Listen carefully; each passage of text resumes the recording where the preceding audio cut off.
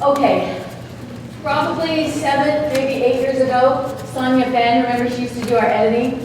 She said, you know, you really need to be called Shelle Soelberg. That's what you're so passionate about is Solfege, and it just really should be your name. And I was like, it really should. So that's why I chose my Instagram name to be Shelle Soelberg. Just because that is, I really do love all the elements about teaching music. I just feel so strongly about Solfege and the power that it has to teach, and specifically how it can teach us to sing a tune. So, and also just kind of a funny little thing about Solfege is when I was first thinking that I needed to write this curriculum, because I now had a daughter that was 3 years old, and we were doing Hindu music, and it wasn't enough for her. It needed to put her more on the pathway to piano and be a little bit more regimented in the theory she was going to learn. And I was looking all over for programs that I knew I wanted to put her in, and I couldn't find one. And so I started writing Let's Play Music, and then about 5, 6 years later, I found what I feel like is the closest thing to Let's Play Music. Have you heard of music for young children? Anyone heard of that? It is somewhat similar. Guess what they don't have? Yeah, and I just think, how can you teach music to children without solfege? It's just such a key element. So I'm going to talk about solfege today and everything I love about it. But first of all, we really do have to start with the basics, because you get a quick little blurb in your first year training about solfege, and then we just don't talk about it much after. And it comes into play several times in the rest of the years, and I feel like we just all need a more solid foundation of what solfege is, right? So we're ready to conquer this mountain. So we're going to talk about first what is solfege, then why can we use solfege, and then we're going to talk about the hows of using solfege. So the first question that we get a lot, just want to clear it all up. Do you recognize the little map of France? Let's all say it in French. Ready? Solfege. Ready? Solfege. Okay, that's what they say it in France. In Italian, solfeggio. Solfeggio. Okay? And then in England, they say solfa. Solfa. Okay?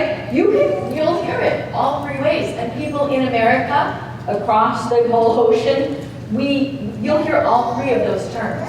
The one that seems to have become the most common is solfege. And I was telling somebody 25 years ago when I was in college, the E wasn't always on the end. It was solfege. That's how it's spelled in all of my books and notes and everything.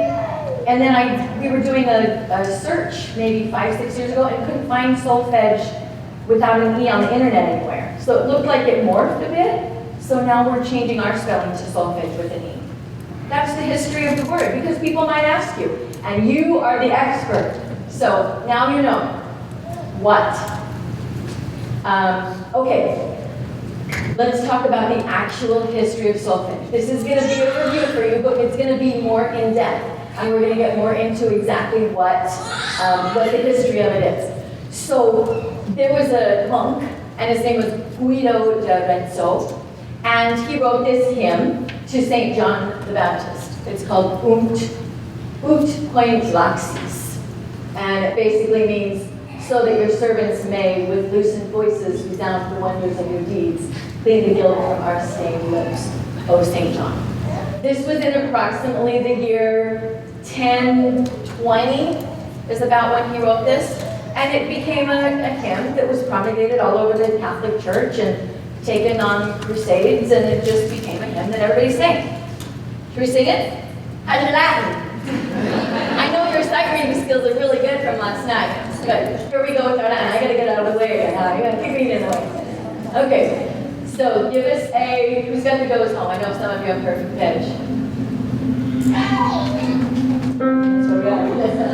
Good job. Okay, we're not gonna sing it on hand signs. We're just gonna sing words, or sing blue if you want. You can't see it very well.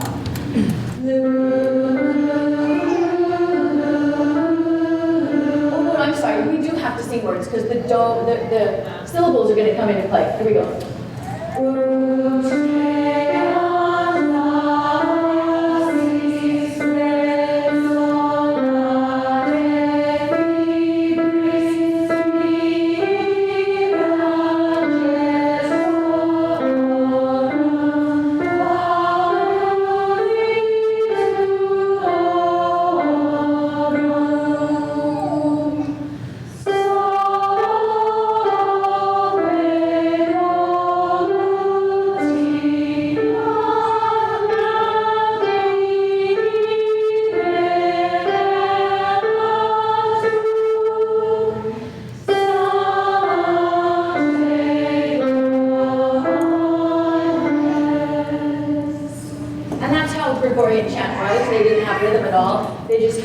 this one. Did you feel kind of muscle?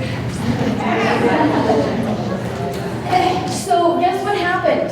People started, as the medieval music theory evolution started to evolve into Renaissance, and they started to develop their modalities, which came from church modes. They started to kind of hone in on this one, which was ut, re, mi, fa, sol, la. And they started using that scale more and more often in their church composing.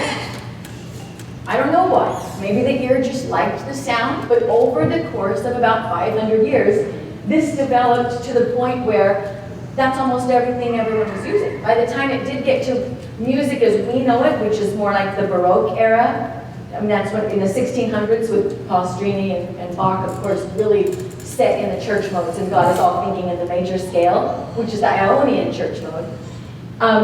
Finally, people were really using this major scale, do, re, mi, fa, sol, la, all the time. That's just what was being used. And then they started using T. There's our leading tone. We need that. Do you feel like experts now on the history, kind of? Because here's what happened next. In England, in the 1600s, when all of this was happening and melody was developing and modes were developing, and they were starting to pick which of these 12 tones they were going to use in their scales, they liked this major scale sound. And there was a Solfege person, music scholar, named Giovanni Battista Doni, and guess what he wanted to change ut to? His name.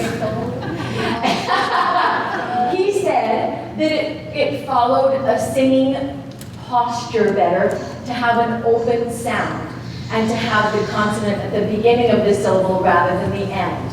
And I think it's funny that he just chose do. Do's good. Do works. Part of my name. I would like to have seen the people when you said that. Do works. And then, not long later, they added the leading tone step.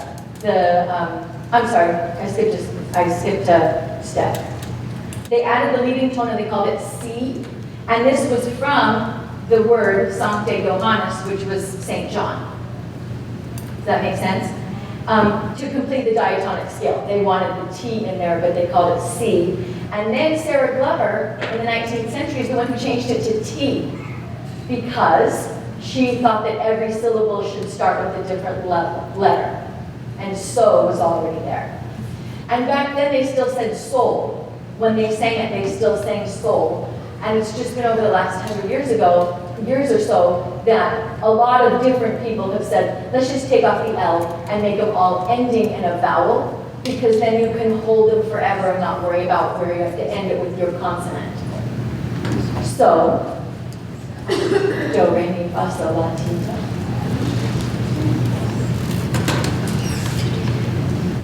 And these are just some of the educators and innovators of the solfege scale who are more in our last maybe 100, 150 years. Sarah Glover's the one that added T and called it T. John Kerwin is the one that added hand signs. And the reason that he did this is, well, you know, you're Let's Play music teachers. Why did he do it? Because you can feel it. Not only does the interval have a name, it also has a movement. It has a feeling. You can attach your body to it. So he developed the hand signs. And then Kodai, about 30, 40, 50 years later, he was totally revamping how music education was done, along with Karl Orff and Emil Dalcroix.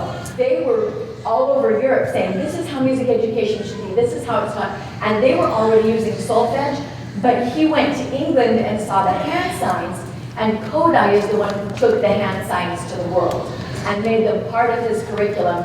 And sometimes he's still attributed with the hand signs. That's actually what I learned in college, that he made them up. It's not true. It is John Kerwin made the hand signs. Kodai made them famous and made them part of a curriculum and philosophy that was taught worldwide, but first in Europe. We're almost done with the what's. Almost. Just one. Like the what's? Okay, so just after they started using it a really lot in music, and Kodai made it famous, and everyone's using it for melody now, they decided, okay, let's make chromatic out of it. It was not originally part of the solfege scale or teaching at all, but they said we can add a half step every time, okay? So you want to sing that with me? I'm going to turn this off. We're not using hand signs because they don't really work with them. Well, there are chromatic hand signs, but I don't know. Are we ready? Do, re, mi, fa, fi, sol, si, la, li, ti, do. Let's start with do again. Do, ti, te, la, le, sol, se, fa, mi, re, ra, do. That's right. So you can see what the pattern is. We're changing slide. You can see what the pattern is. When it's ascending, they add an I to it, and that just shows that your solfege pitch is raised a half step. And when it's descending, they add an E and pronounce it te, le, se, me. Except with re, they had a problem, so they just said ra. Makes sense? It's just the way things develop. So can we sing it this way, going up, and it'll just cement in your head a little bit better why it's that way? Let's start at do. Do, re, re, mi, fa, fi, sol, si, la, li, ti, do. Do, ti, te, la, le, sol, se, fa, mi, re, ra, do. Isn't that fun to sing? And does it help you understand a little bit about how it's put together? When you see it this way too, I'll turn me on again. When you see it this way, it's really easy to see the half steps. You can automatically see in the, wait, someone's laughing at me. Why are you laughing at me? Oh, no, we're just laughing at your husband. Oh, of course, I would. He's making fun of me. What's that? Nothing. I know, he's pretty funny. So when you see the half steps, you know exactly how the diatonic scale is set up. You see your whole step from do to re, your whole step from re to mi. There's your half step, easy to see. Your fa to so as a whole, so to la as a whole, la to do as ti as a whole, and then you have your other half step with ti. And this is all really important to understand how the chromatics work and why the syllables are that way and how it evolved and how it developed when we talk about minor. Because when, oh yeah, thank you. I changed my slide and forgot that. So when we have a minor key that we want to sing solfege on, there are two different ways to do it. We do one way, there's another way. The answer is up there. Do you see our way? We do the do-based minor. There is also a la-based minor. Let's sing the major scale, and then we're going to sing the la-based minor scale, okay? But we're going to sing it an octave lower, okay, Julie? Start with do, here we go. Do, re, mi, fa, sol, si, do, la, si, do, re, mi, fa, sol, la. That has the exact arrangement of a natural minor scale, which is whole step, half step, whole step, whole step, half step, whole step, whole step. Same, it is the natural minor scale. Play it again for us, Julie.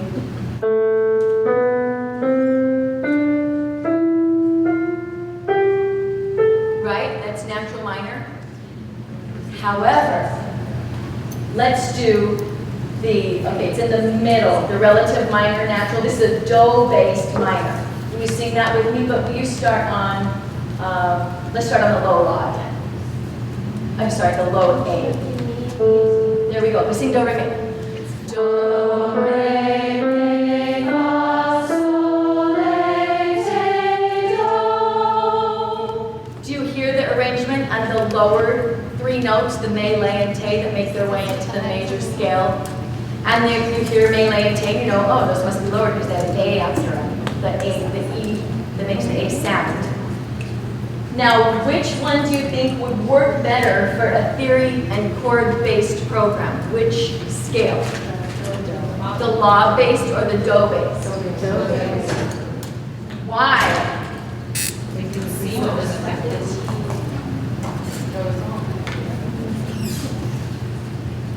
Yeah, because you can sing a red chord and you know that the pieces are do, mi, so. And then you say the minor red chord is la, do, mi. What? We're moving do all over the place. Why are we changing the syllable to? So does it make more sense to call it do, mi, so? Yes. That's why we do it. Because it would be really confusing. Oh, I forgot to get my bells out. Actually, they're not my bells. They're somebody's bells. I don't know who they are right now.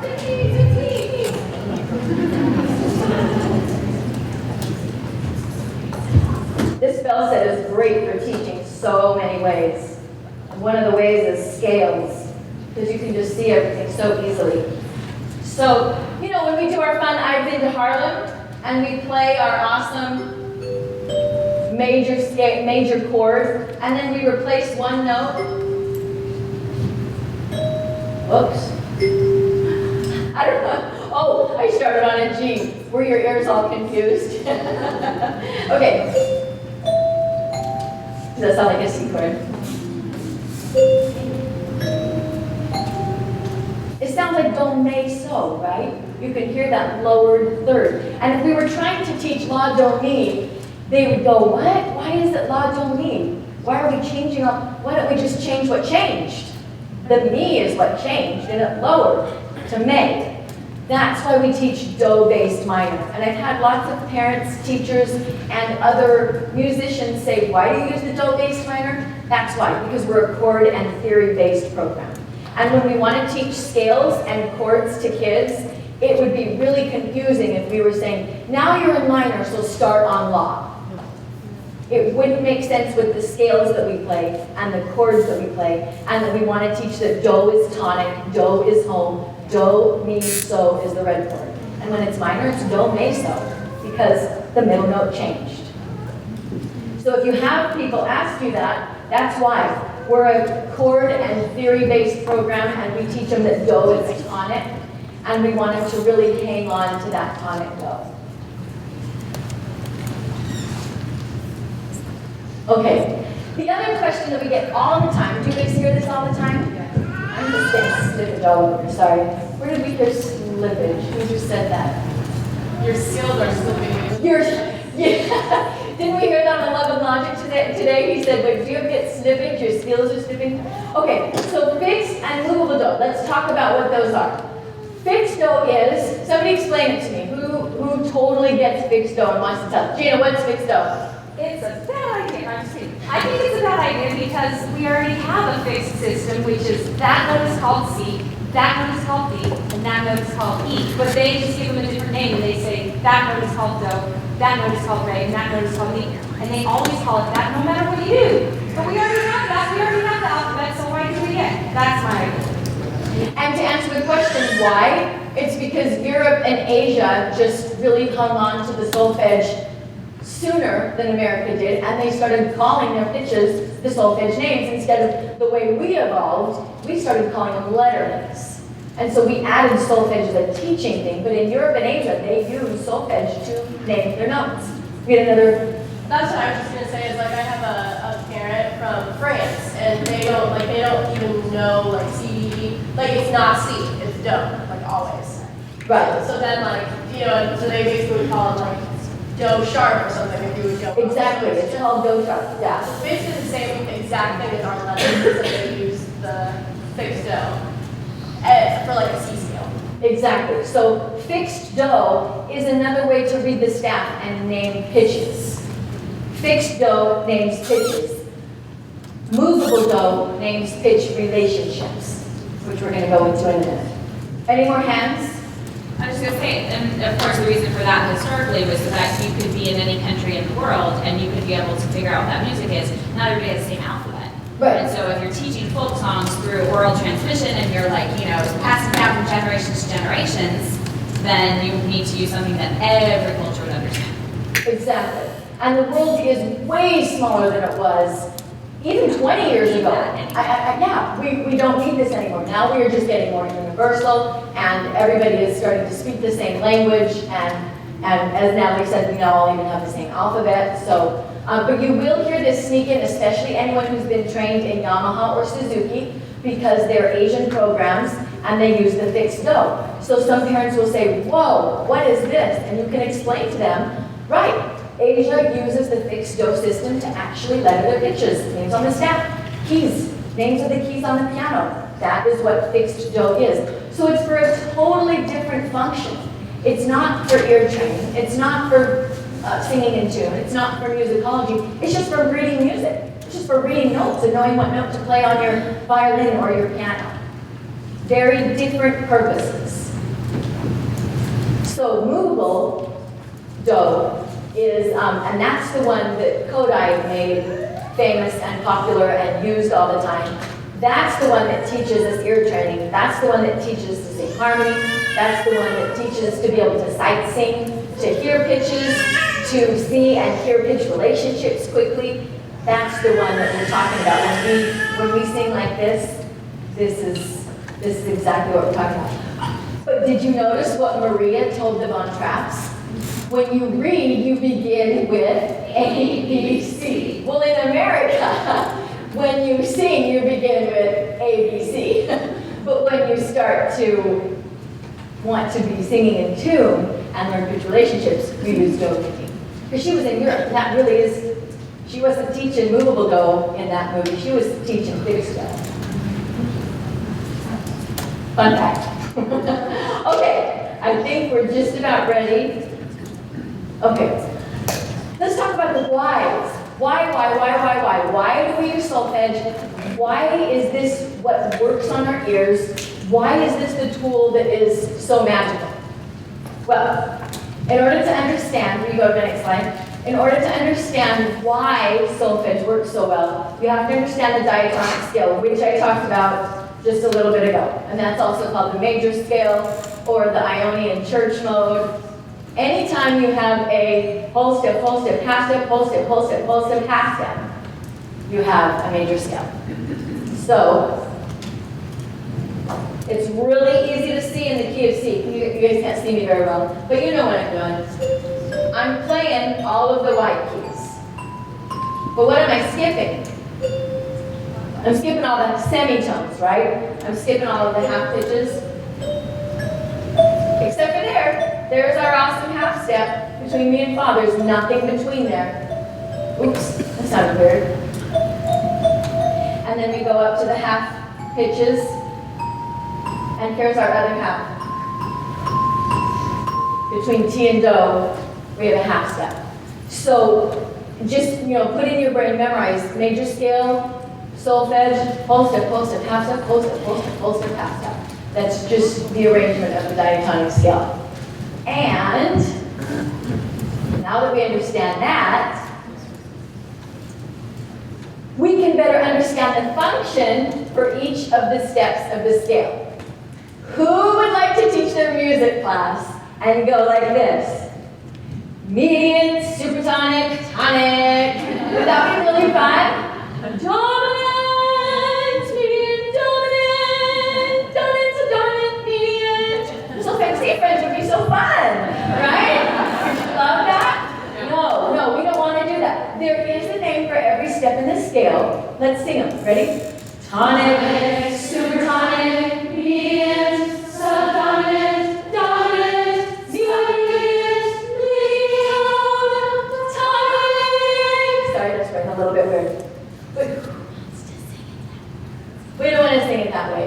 And plus all those people 500 years ago gave us a really good syllable for each one, right? Aren't those great syllables? One syllable, ending in a vowel. Every single one begins with a different consonant. It's a nice syllabic system, isn't it? So that's what we're going to use. And every time you sing a do, no matter what key you're in, once the key has been established, every time you sing that do, it feels like do, right?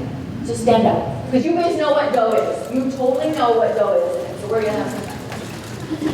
Plus it's lunchtime. And I just threw a lot of history and theory. It's after lunch. Exactly. It's the worst time to do it.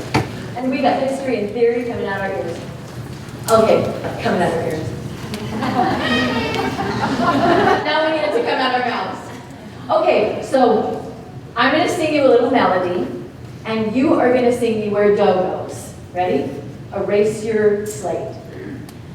La la la la la la. How easy was that? La la la la la la la la. Did I change keys on you? Yeah. I did. How about this one? La la la la la la la la. Why was this so easy for you? La la la la la la la. I gave you two different ones. I gave, you know how sometimes you're not in the key of C or the key of F? Since I didn't give you a fa, you didn't know if I was in C or F. Aha. But you heard the whole step, half step. You just weren't sure where T was because I didn't give you the whole step, half step. Isn't that so amazing? Your brains know that. You know that. Do you know why? Do you know why your ears are trained in that and you already know where dough is? Because you're all fine musicians. That really is why. You know that law feels like law because what does law feel like? It's just open. It just hangs there. It really does feel like that. So no matter, even though you might not think you're an expert in solfege, your ear is. You have it. You got it. And anybody who sings in tune in the whole world has that in their ear because they understand solfege. They might not know the names for it, but they know whole step, half step, whole step, half step. It's not fun to say that, huh? Wouldn't we rather say solfege or diatonic? Okay, will you give us a C, Julie?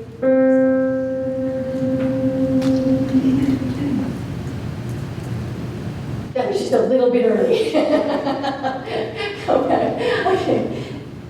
Okay, there we go.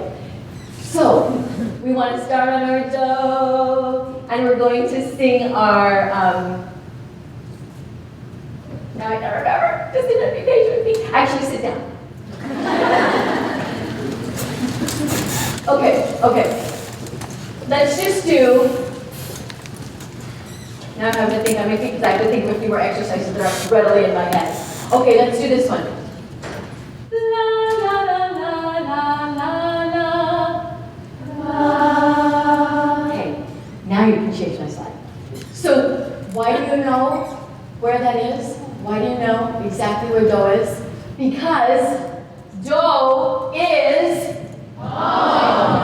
dough is the sonic center of the universe. No matter what key you're in, it is the absolute center. It's our sonic center. We're never going to lose where dough is because your ear has internalized what dough sounds like. Because your ear understands that if you hear a certain arrangement of pitches, no matter what order they're in those melodies, was I singing a scale? I mixed the order up of the solfege notes, didn't I? I put them in all different orders. But you still, your ear picked up on the whole step, half step, and knew where dough was.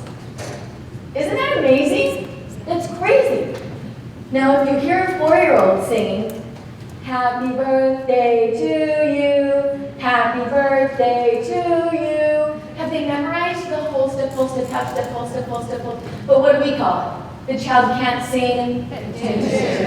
But what is the real issue there? The child hasn't learned diatonic center. The child hasn't learned the solfege pitch relationships. This is the why. Are you getting the why? Are you getting the why? Isn't this exciting? So really, the whole way that we learn to sing in tune is by learning about solfege.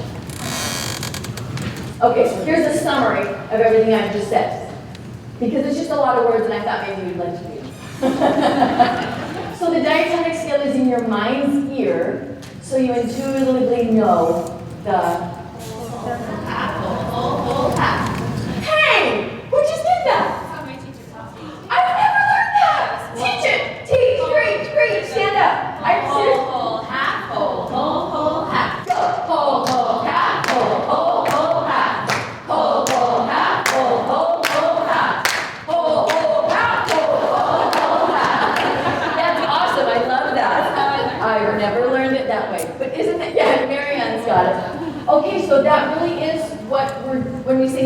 That's what we're doing. You can sing in tune, hear in tune, and identify whether someone else is singing in tune if your ear has held on to that diatonic sound. When we use solfege to teach the diatonic center, we create a label and a recall system for each pitch in the scale. And the label is tidy and nice and one syllable. We don't want to say medium, subtonic, supertonic, blah. Neither does the child. And you can't sing it quickly either. Solfege clarifies relationships between pitches because so me always sounds the same. So me, so me. No matter how you spice it, you know that it's so me. It's the way those notes play together. It allows an oral memory with a label to hold on to, so that I can say to a child or anyone, sing a mi re do. You can do it. You might not be in the key of C, but you can do it. This language allows for much faster internalization or instilling of the sound of the diatonic scale in the mind's ear. Is this cool? So awesome. I know, it's after lunch. We gotta get cracking. We gotta get up. Okay, so when I sing so me, and your student sings so me, we sing so me. Let's sing that. So me. And notice how when we want to get in tune with someone, and I think this has really been a constant that we've heard all day today and even yesterday. When you want to be in tune with someone, you go to where they are. Have you noticed that? When you're talking to a child who's frustrated and flustered and they're screaming and yelling, what do we do to tune in? What's wrong, honey? When someone's frustrated and panicking, sad, what's wrong? I'm using empathy. I'm going to where you are because I'm tuning into you. Same thing with singing. When you got a child that wants to sing in the basement, you join them where they are, but always use the right tools. Use the minor third to get it to sing in tune. So let's just do a few of those. Because this is a big, as you heard Anne say today, that minor third's magic. And oh, this is another thing I want to talk about. A lot of times we get teachers and parents that say, why do you call that a minor third? It's in a major scale. Who wants to answer the question? The interval. The minor interval, it's 3 half steps. So to me, it's 3 half steps. Even though it exists in a major scale, it's a minor interval in a major scale. So to me, whole step, half step, whole step, whole step, half step. Oh yeah, I'm messing it up. Whole, half, whole, half. I really like that. Okay, so me. I'm your student. So me. I'm your student. So me. Don't you have a good diatonic ear? That's awesome. What about your little tiny squeaker kids who can't sing a middle C? You have those, right? And so they might sing, so me.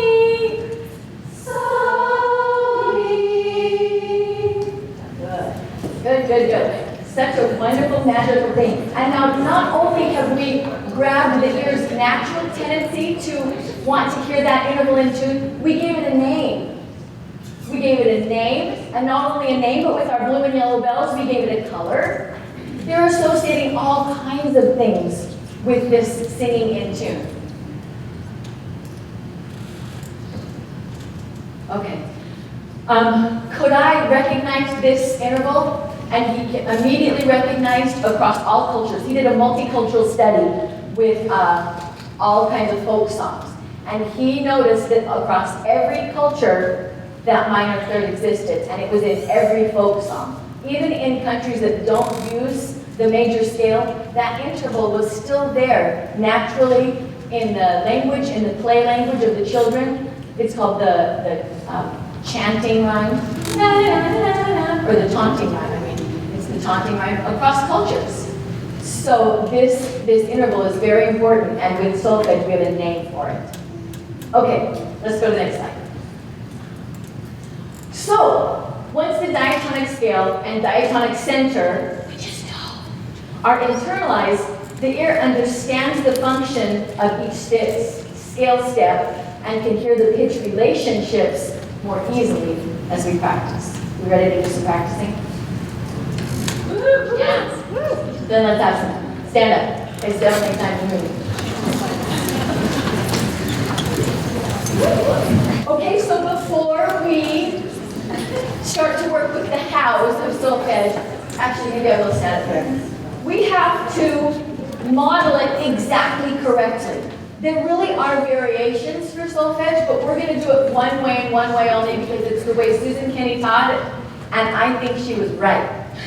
The way she said things, I thought, so many people do la like this, and that does not sound like la to me. This sounds like la to me. La just hangs there.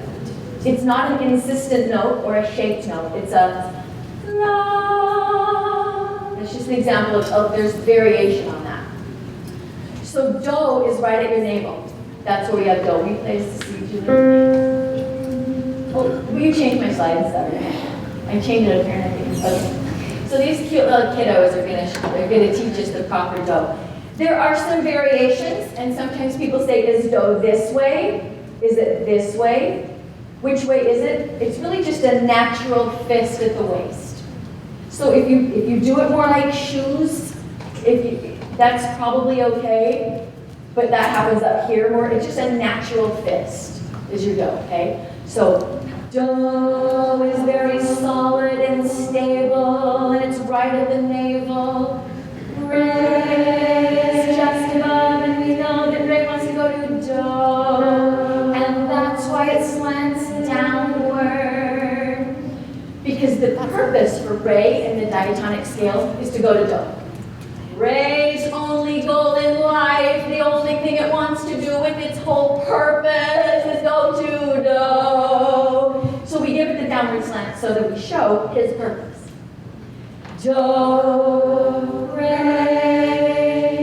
mi, just about mid-level, and he is very hovering, some songs end on me. Fathers are half-step me, fa, mi. What does this say to you besides boo, hiss, I don't like this? It says, I want to go down. I want to point down to my half step. So, fa, mi, fa, mi, fa, sol. Just about neck level is where you want your sol. So it's right here, very stable. It's part of the tonic chord and the dominant chord.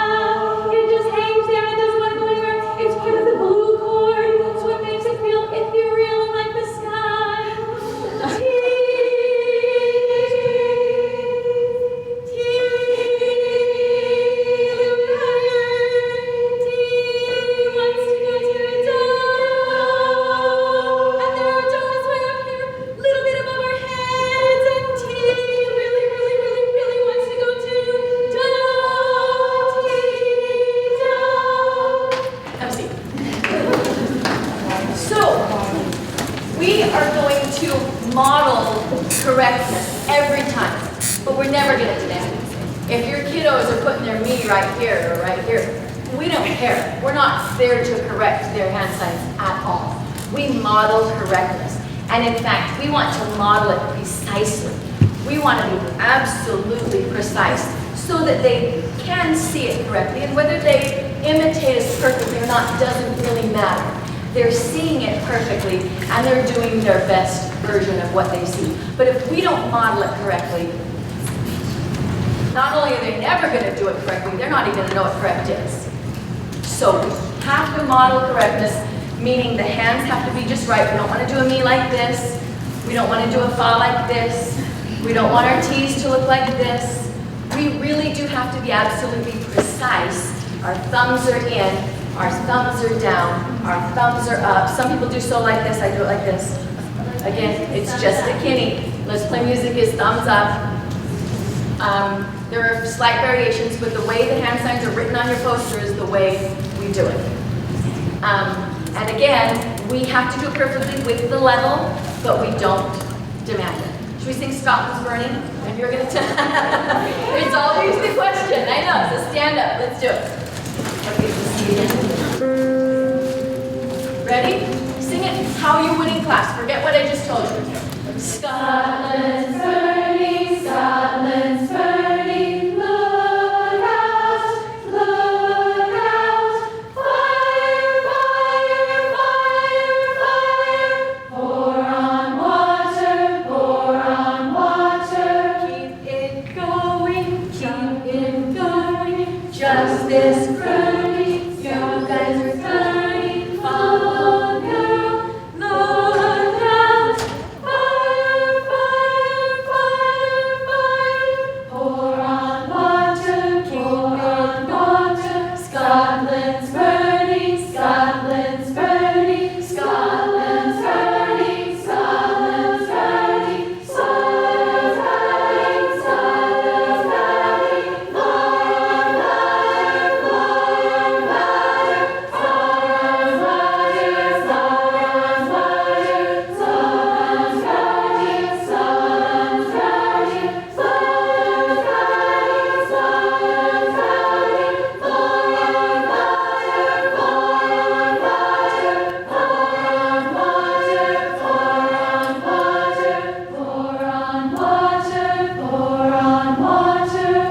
Besides making awesome harmony, what did we do with the hand signs that was not what I just modeled at all? Not what we were talking about. The levels were all off, weren't they? Why? Because we started on show. We're telling a story, aren't we? We're telling a story. We have to say, look out, with our cute little hands. We have to say the fire is the scary thing, and we're going to put it way up here because we don't want to go, fire, fire. It just doesn't tell the story, does it? So there are times when moving the place of your solfege is okay. You can sit down. Can I make a comment about that, Shelley? Yeah, Isn't it also because you're working within an octave, and generally speaking, your octave range, whether it's starting on so or starting on so, is from here to here. right. Yes. But you still do want to try, like if you're doing solfege C friends, which is also in F, and usually you're on the floor with that, right? We're almost always on the floor. So I'll put my so for my whale way down here, so I can still put my do at my belly. So I mean that whale is so. I forgot the whale song. You can sing it. There we go. Okay, let's put this in F though. Okay, so still put your fist, your navel here. So on the floor.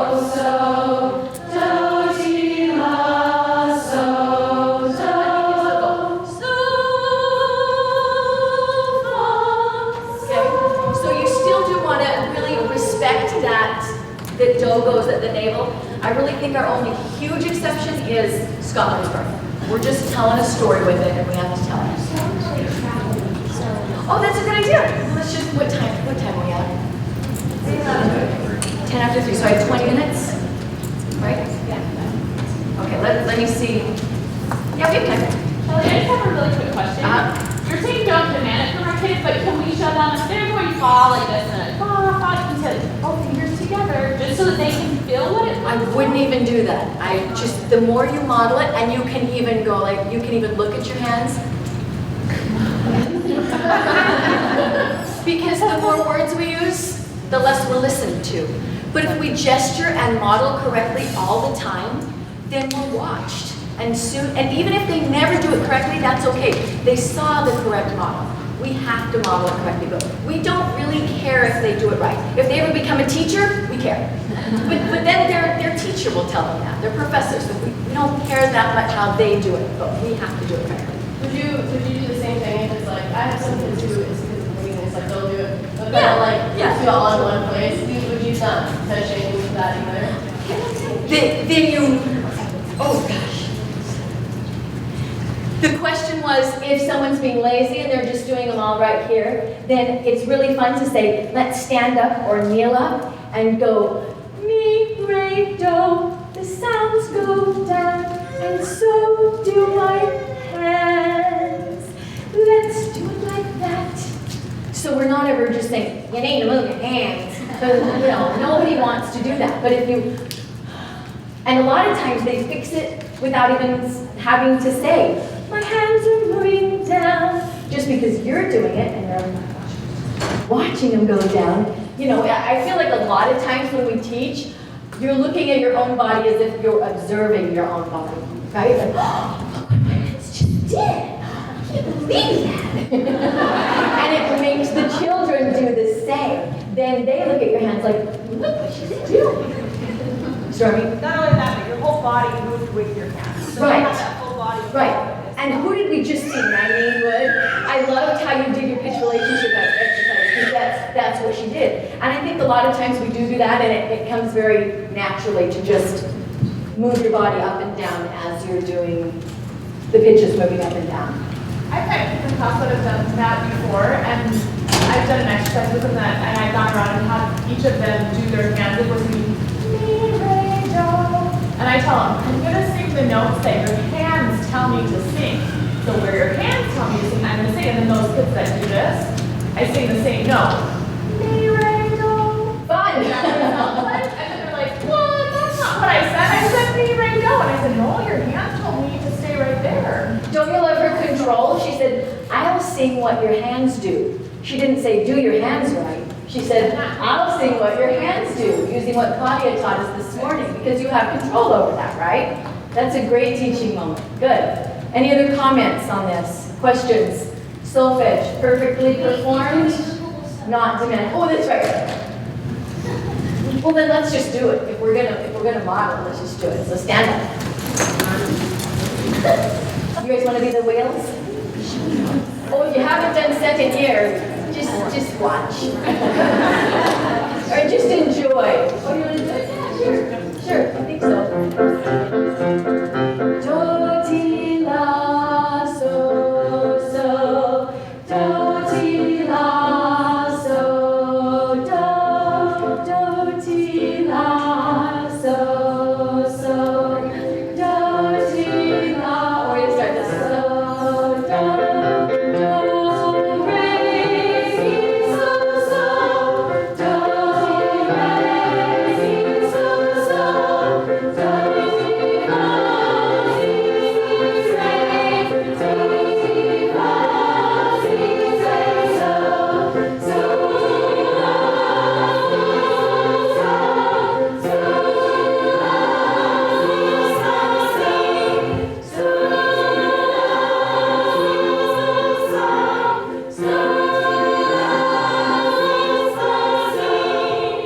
what can we tell when we're singing? What are the children learning musically when we sing it that way? Phrasing, crescendoing, energy, that we never let a pitch stay stagnant. So like Melissa says, not only are we teaching solfege here, we're teaching musicality. Since it holds out, we don't want to so. Nobody wants that kid in their choir. Let's do it. I don't know what the chords are, but I'll make them. I don't know what they are. I can't feel it. Is that it? B flat. She said B flat. The B flat chord. Yeah. No, is that what it is? That's a C7. You want to be flat. B flat, D, F, the 4 chord. Let's just do it. That's funny that none of us can hear that because we can all hear it when we're home. Here we go. Do, ti, la, so, so. Do, ti, re, mi, so, so. Do, ti, la, si, re. Yeah, 4 chord. La, si, re, so, so.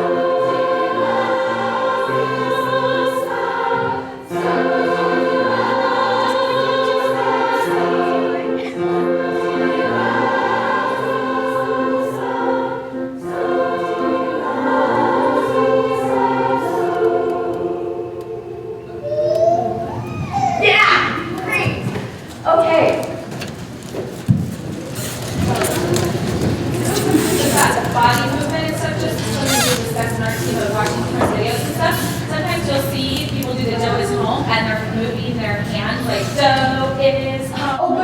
good point. So you kind of want to keep it. I have an org specialist whose granddaughter's in my class and she comes and attends and she's certified in orchestral work and studied in Solfege and the whole deal.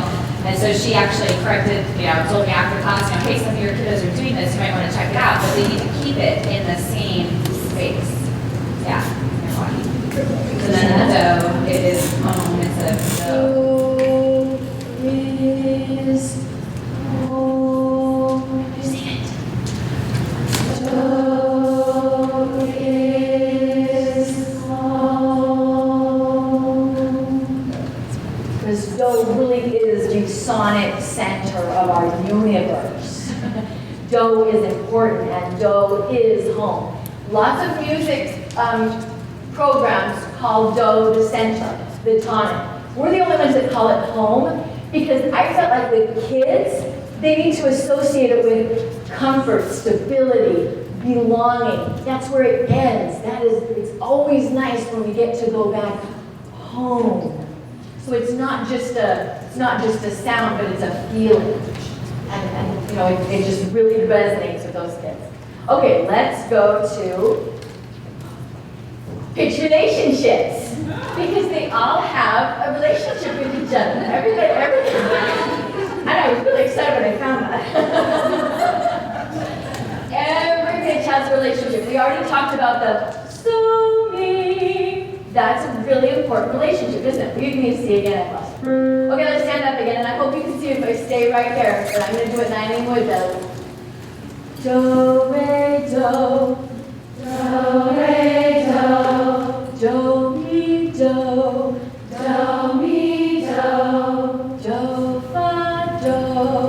Do, fa, do. Do, so, do. Do, so, do. Do, la, do. Do, la, do. Do, ti, do. Do, ti, do. Are you better than my choir at school? Do, do, do. Do, do, do. Nice pitches, ladies. I'm really not used to I do this with my choir at school and they're still all over the place. I'm going to see that. But why are we doing this? Why are we singing do then every pitch of the scale? We're establishing the relationship with who's the most important? Do. Do is home. We've got to know every pitcher's relationship with do first, right? Let's do that one more time. Do, re, do, together. Do, re, do. Do, fa, do. Do, so, do. Do, la, do. Do, ti, do. Do, do. Why, you can have a seat. Why does this help you to sing in tune? Why does that activity help a child sing in tune? You don't sing the scale up and down, you sing the relationship. Right, exactly. It's relationships. We want to know how they interact with each other. We want to know that configuration of how the notes, how the pitches work together. Darn it, I can just find out. Okay. And let's talk about muscle memory, because this is really cool. Let's keep going. Muscle memory. Isn't muscle memory crazy? Have you ever been astounded by the power of it? I just started driving my daughter's car when she brought it home from college, and I tell you, for the first 5 days, I'm reaching here for the gear shift. When I have to, it's here, it's the other way around. My car has it here, and hers is there. And when I go to back up, I'm going like this, because I don't know where my gear shift is, because I'm in a different car. Or when, have you done that? Have you played a piano piece that you memorized a long time ago? And you're like, yeah, my fingers are just going, I don't really know. And then if you get messed up, you go, I can't do it anymore. I just start at the beginning because it's only muscle memory now. It's not in my conscious brain anymore. It's just muscle memory. Or if you're using a new computer, which I just started doing, and you reach down to the trackpad, or you reach over the mouse, or you reach, muscle memory is amazing. We do some amazing things with our bodies. Oh, and the bike video. Who was in the recertification yesterday and saw Melissa's backward bike video? Crazy, crazy. You can't ride a bike if they if they change the way the bike is ridden, because our muscle memory is powerful.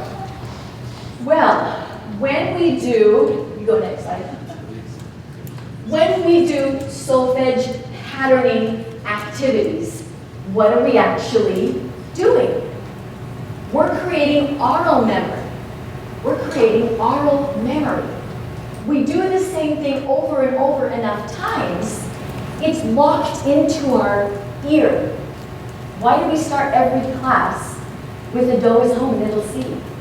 Why are we singing mi, re, do until we're blue in the face with the blue board?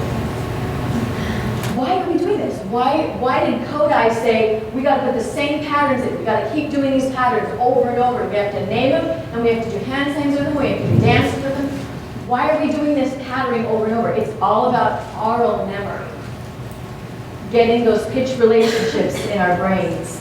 And really, did you love how Anne this morning said that her bowls ring in a D? And so now her kids know where a D is. And of course, we're using C in Let's Play Music to teach perfect pitch. And a lot of those kids are learning it. Their oral memory and their brain plasticity is soft enough that we can teach them perfect pitch at this age. A lot of these graduates come out with perfect pitch because they've heard that middle C over and over and over and over and over again. So it's all about muscle memory. But it wouldn't work if we were saying C, tonic, this is the note, do is home. So powerful. So when we sing our mi, re, dos, and our sol, mi, dos, and our sol, fa, mi, re, dos, and our sol, la, ti, dos, like crazy, is because we're developing oral memory. Because later, they're going to hear these pitch relationships, and they're going to see them, and they're going to need to sing a mi, re, do. And they're going to need to hear a mi, re, do. And this literally might not spring out of them until they're 13, 14, or 15. We don't know. But it's there, it's planted, it's in their ears, and that capacity and ability to perform these skills will become evident at some point because they have that oral memory. And it is powerful when it's locked in with a solfege syllable and a hand sign and activities and dances that they've done from an elastic brain stage. Do you feel powerful right now? Do you feel like you were doing a powerful thing in your classes? It really is amazing. Why do I keep... Okay. Okay, so let's stand up again.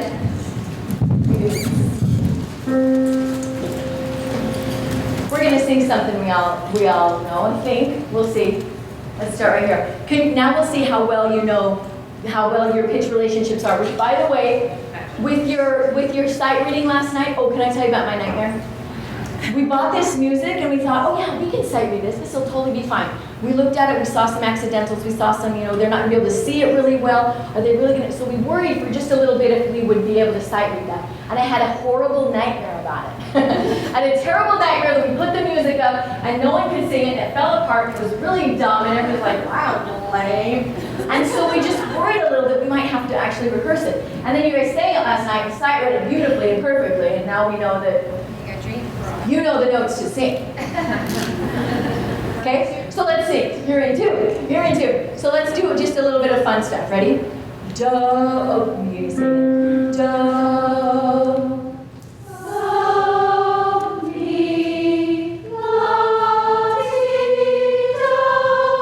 So, mi, so, mi, so, la, so, mi, fa, mi, fa, mi, fa, la, do.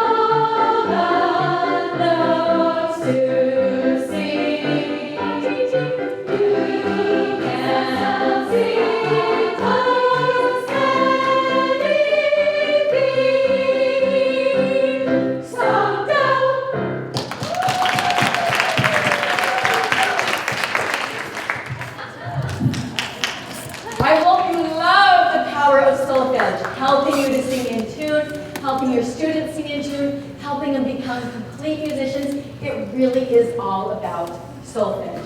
We wanted you to wear it home.